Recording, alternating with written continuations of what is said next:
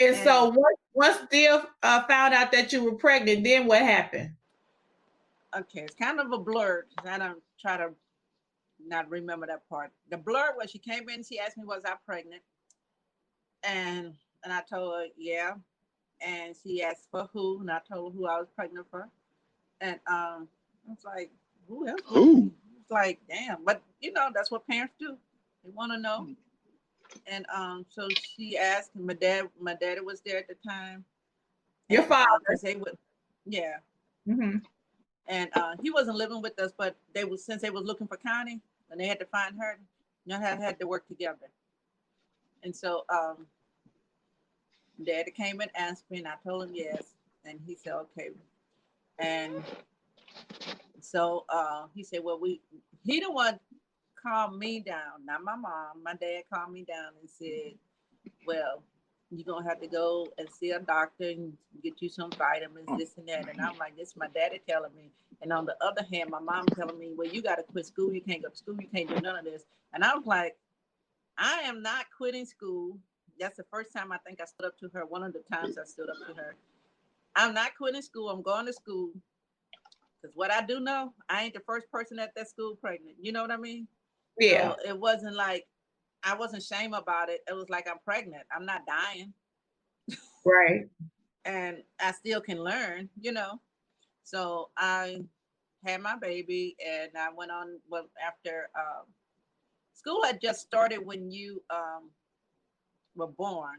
So I tried to get in because it was only like 2 weeks out, but they told me to wait till the next semester because I had enough credits that I could wait till the next semester.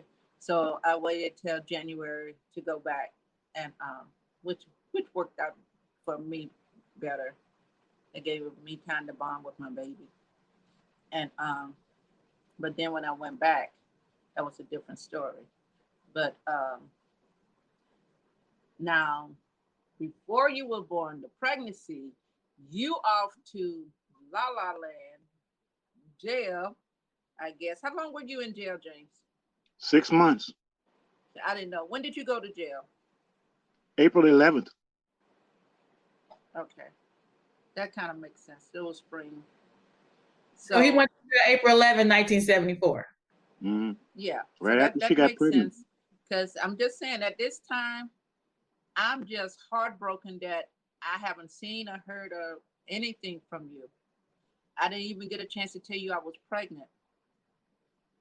And when I really started going to the doctor's office, it was probably during that time. Because I think it was either February, March, somewhere up in there. Mm. And I don't know if my mom had talked to you then or whenever, but that's when I know I found out I was pregnant. It was like maybe 2 months after. Then when I started going to the hospital, then they said you were going to be born in September. Then they just didn't give you a date like they do now. Mm-hmm.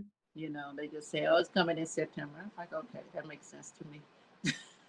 So let me ask you, Daddy. Daddy. So if she finds out the pregnancy blew up around February with Dia, when do you find out that she's pregnant, and how?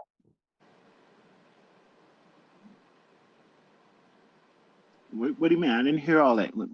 I said, when do you find out that she's pregnant, and how do you find out? I was behind bars when I found out. And let me tell you how I ended up behind bars. Because, see, I really take offense at her. Frida, you call me a jailbird. That wasn't what I was. What I was out of control. I understand that now, but I'm just saying at the mentality that I had at that time. Look, I was crazy in love, right? And as a young man, one of the things I wanted to do, and I told your mom about it, and your mom didn't like it. The thing was, when long before you got pregnant, I think probably the second time we had sex, I went to your mom and said, look, I'm taking her to Arkansas.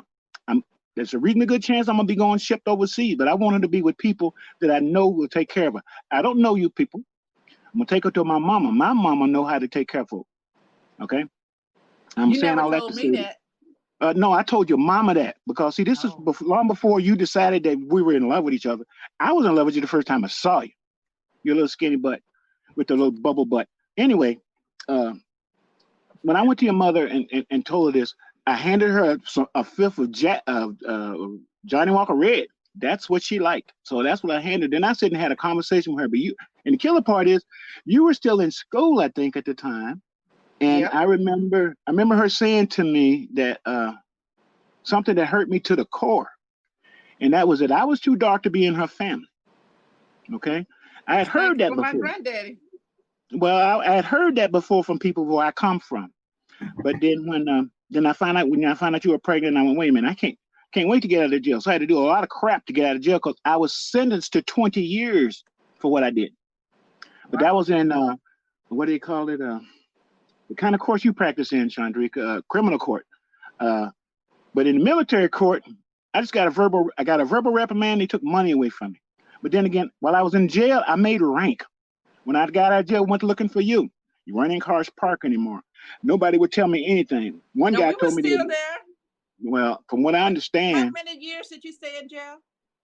Months. 6 months. 6 months. The seasons changed on me. Because I started going to Grambling, and I finished high school in '75, and I went to Grambling in '76. But I was told. Cars Park.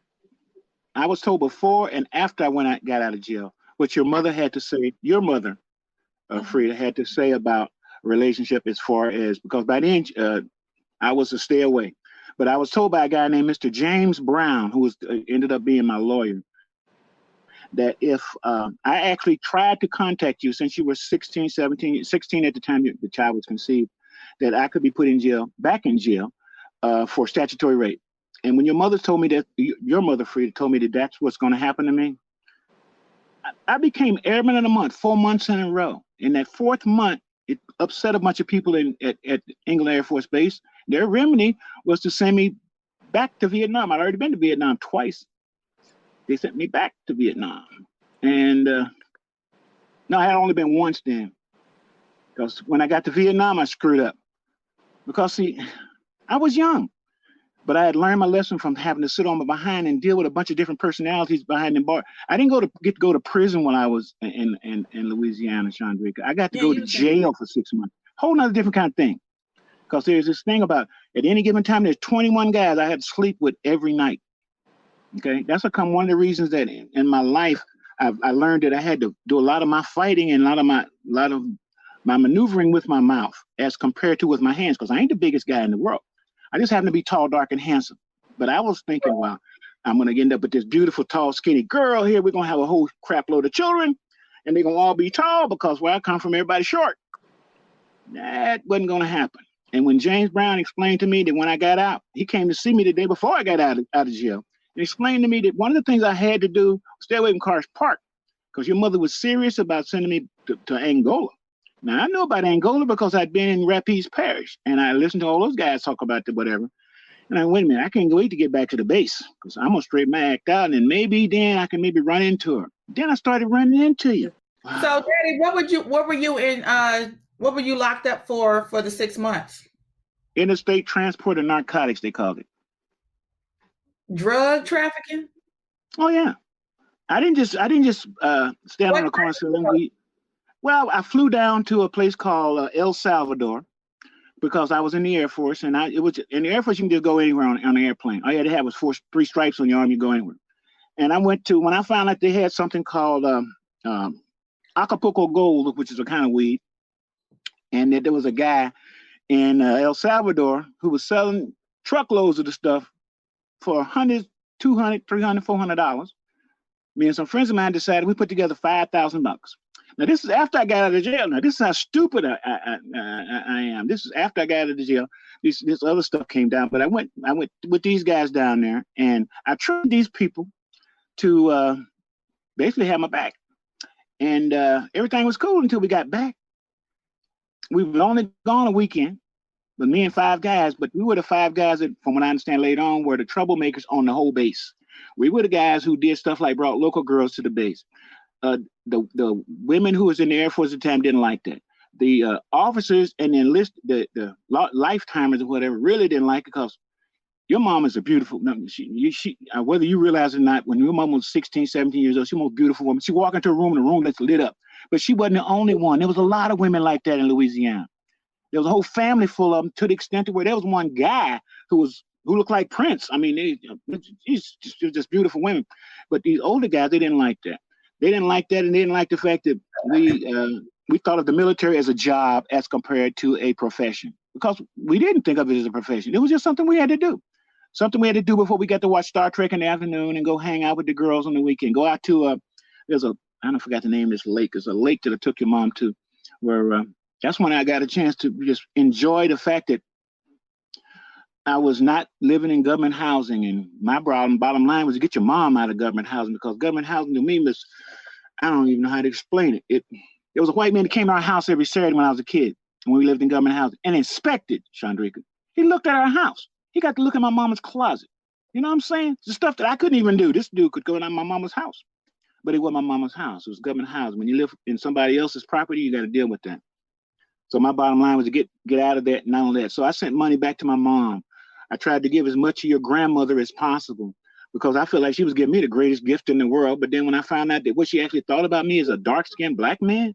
Daddy, here's the thing. That is really hard to believe.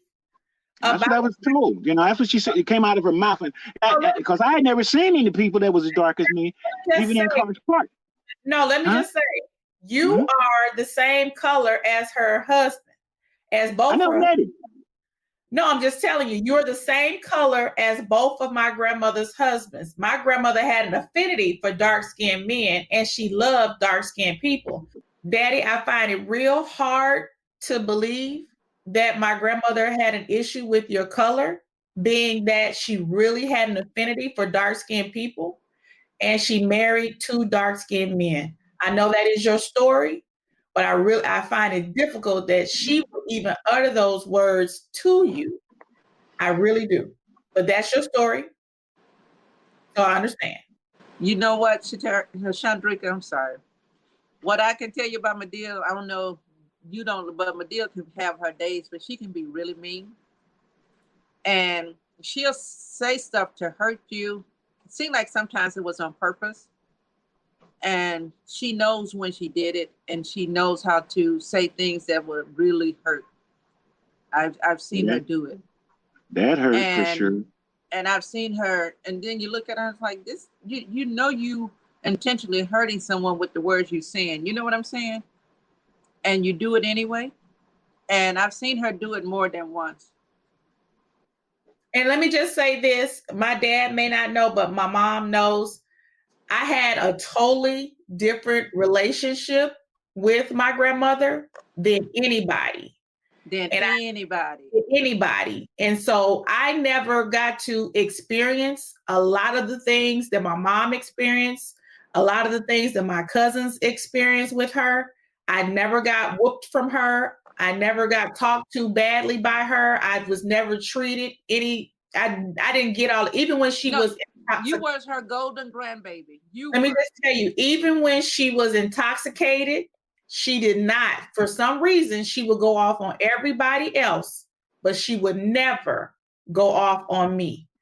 So I'm not sure if that derives from the fact of how all of this came about. I'm gonna mute myself when this happened. Okay. But from her running my dad away and making my mom feel guilty about having a baby and trying to further her education. I don't know if all of that is derived from that, but I do want to say that was never my experience with my grandmother. So when you say certain things about her, it's hard for me to digest them because I didn't have that experience. But I do not want to take away from anybody else's experience with my grandmother or interactions with her. But I'm just letting you know that's the place that I come from. Well, I'm just going to say this, and knowing Medill, me and her we have had some, especially right before she passed, like that year when I moved back to Louisiana, we really got to have some really drag out conversations that someday she would get so pissed at me because I'm like, I need to know these things. I need you to give me answers. Some things she would definitely not give me answer on. So I learned I know that's some hurt when I know you can't answer, you don't want to answer something, but and if you know her and you know that look she give you, you just let that go. So there's a lot of things I did let go, but it's a lot of things that because it wasn't just about my relationship with you, it was just family dynamics then, what I wanted to know, not so much as this triangle here. Let me ask you this, Dad, how old were you when you met my mother? 22. Yep. So you were 22 and Mom, you were 16. Yep. Okay, and so let me ask you this. After you, was she your first girlfriend, and was he your first boyfriend? He wasn't my first boyfriend. Not the first guy you had sex with. He was the first person I loved. Okay. That was a first. I mean, in high school, boyfriends was like, I'm gonna walk you to your bus stop. I'm gonna carry your books, you know, and so I can wear your jacket. You know what I'm saying? Yeah. That was that kind of stuff. It wasn't like we was hanging out after school or anything, or because if I went to something at school, I was picked up right away. When that was out, I had to go home. Wasn't no hanging out. We going to the community center and stuff like that. I didn't go to the community center until after I had you. Okay. The reins got loosened then I could go places. I already had a baby. Right. I wasn't gonna go get one. So Daddy, was my mom your first girlfriend or no? She was the first woman I had sex with. What? Wait a minute. So y'all were both each other's first? I find that hard to believe. I find I have to confess. Wait a minute. It wasn't for lack of trying. My problem is that I made women my friends first. Okay, all of them. So after a while, they was, well, yeah, we can't do that because you act like my brother. So I'd leave it as that. But later on in life, I learned how to use that tool. At 22, you was a smooth operator. I can't remember that. And you were because I was tall, dark, and handsome, dear. That's the deal. Okay, we're gonna stop selling that tall, dark, and handsome. Okay, but this. Hey, look, my wife just called me that this morning. So okay. And I think that should have been just between me and you. But since we're on this podcast, I'm just gonna tell you, you used to work the night shift. That's right. I ain't know nothing about my body at 16. All I know is that I'm growing boobs. My little curves had started coming in. It wasn't. I felt like I was like this the whole time in high school, tall and lanky. My curves had just, you know what I'm saying? Because I'm 16, they just start coming in. I didn't pay no attention to it on that level. Wasn't aware of my sexuality other than I had read some of my dad Playboy's bunnies and looked through them and saw some stuff. So I know this much about sex, right? Right. So your ass would call me when Medill go to sleep, take the phone in your bedroom. First time I ever had phone sex in my life. Didn't know what the fuck I was doing because he guided me. He guided you? Yes. Wow. I can't hear, but I'm just saying. And this was like, when we didn't see each other, we was on the phone having phone sex. I don't know where your ass snuck away at work where you was doing it at, but I was in my bedroom. I was like, the hospital. And I'm young and this shit feels good and you talking shit in my ear. And I was like, okay. I didn't even know what a climax was until you. Chandrick, you know what an eargasm is? I guess I'm going to find out, Daddy. But to say that's what an eargasm is. He was a virgin, I find that hard to believe.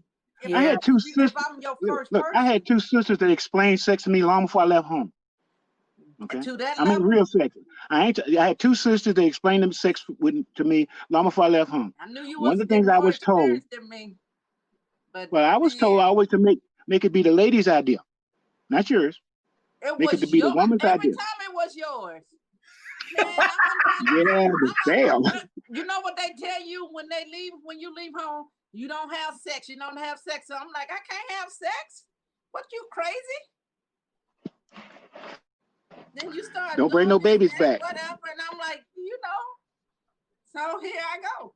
So he finessed you. Yeah. Got it. I'm being me. I was being me. I got a magnetic personality. What can I tell you? I'm telling you, in high school, you said that I had a high school boyfriend. I'm saying, yeah, I had to go home. Whoever was picking me up, if it was my sister, my uncle, or my mom, when that show said it was over at 9:30, she was in that parking lot waiting, and I couldn't be not 1 minute late getting to the car. You know what I'm saying? Because I wanted to be able to go to another event. So if I fuck this one up, I can't go no more. Because that's the type of mom she was. You don't give her one chance to fuck up. Your ass at home, I don't care what nobody else doing, having fun, who having a party, you ain't going. So I wasn't fucking up my opportunity to hang with my friends when I could. You know, so let me ask you this. Let me ask both of you this. So once you are released from jail, Dad and Mom, you have had me, and you see him occasionally out. You don't tell him about me at all. So you don't tell him about me at all. Okay, so no, wait. I had to go back. You was born in September. September was still the months where in Louisiana where we didn't need a jacket. I remember you was home.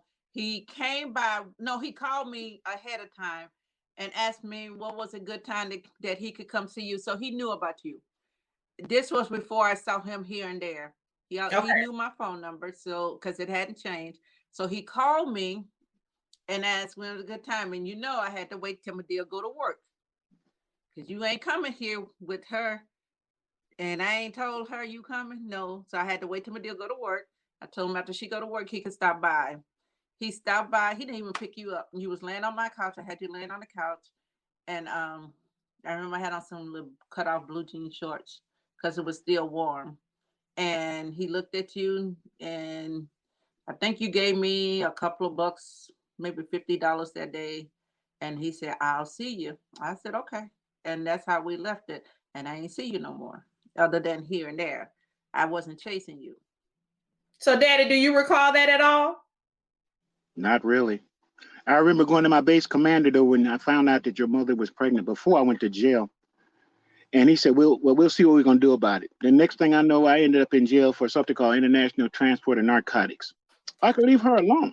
And I had to wait on their orders. While I'm contemplating it, next morning, this was after like the second time I saw you after I met the baby. So 2 black guys who I didn't know, they were from something called OSI, picked me up. They took me and put me on a plane. I went to Vietnam. When I got back from Vietnam, I remember being told by the same guy, James Brown, fat black guy, who was a lawyer there in Alexandria, that it was to my advantage to not even go looking for you.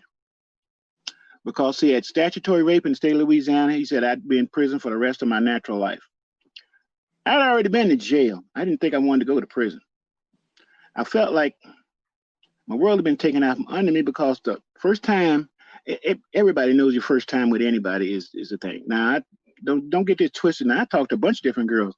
I played kissy face with lots of girls before I met your mom, but your mom was the only woman who was not a woman, but to me, she was a woman. I didn't understand it. So it sounded like some cliche rap song or something, except that they could have called it, what was it?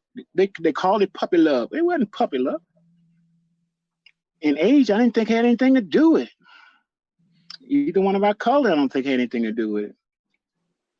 I remember us having sex in a friend of mine's brand new Mach 3 Mustang. You remember that? I had sex in a car with you. That wasn't you? That wasn't me. Okay. Wait a minute. You sure?